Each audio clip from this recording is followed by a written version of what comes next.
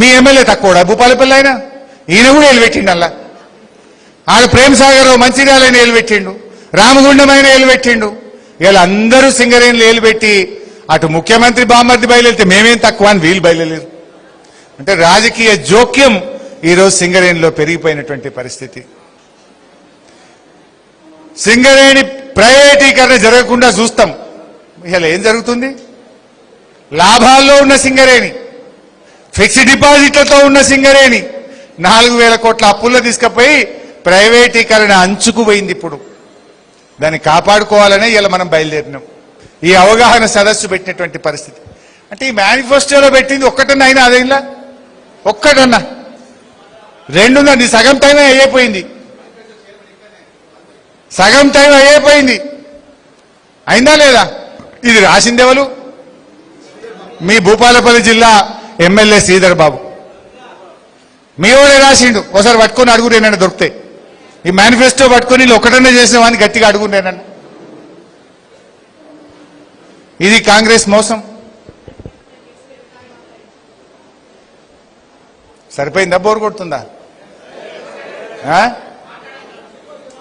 ఇంకా అందరూ మాట్లాడాలి కదా.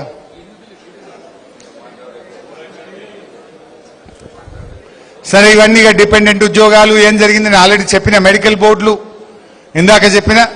సరే, ఇప్పుడు నిర్ణయాల బయలుదేరి మనం బయలుదేరితే మన వెనక వాళ్ళు వెళ్ళారు.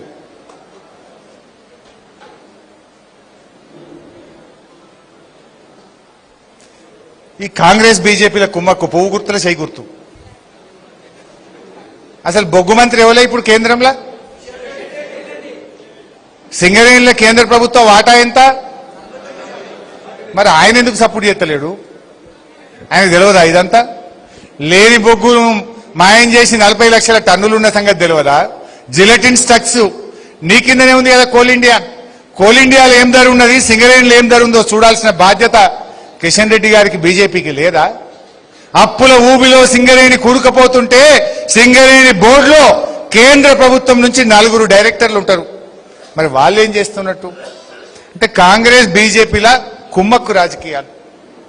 నేను అందుకే ఈరోజు కిషన్ రెడ్డి గారిని అడుగుతా ఉన్నా, ఈ సింగరేణిలో మీకు భాగస్వామ్యం లేకపోతే, ఈ సింగరేణిని కాపాడాల్సిన బాధ్యత మీ మీద ఉంటే, బొగ్గు శాఖ మంత్రిగా వెంటనే సింగరేణి మీద సిబిఐ విచారణ జరిపి ఈ అవినీతినంతా బయటకు తీయండి. Central vigilance enquiry జరపండి.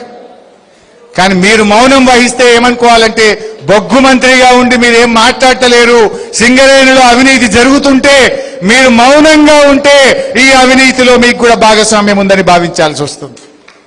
ఇప్పటికైనా బీజేపీ కిషన్ రెడ్డి గారు స్పందించాలి. ఈ సింగరేణిలో జరుగుతున్న ఈ అవినీతి నుంచి ఈ సింగరేణిని కాపాడాలని చెప్పి నేను కిషన్ రెడ్డి గారిని డిమాండ్ చేస్తా ఉన్నా.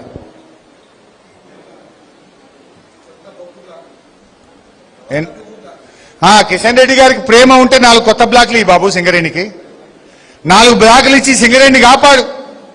కొత్తగా 2 బ్లాకులు మంచి మా సింగరేణికి ఇప్పి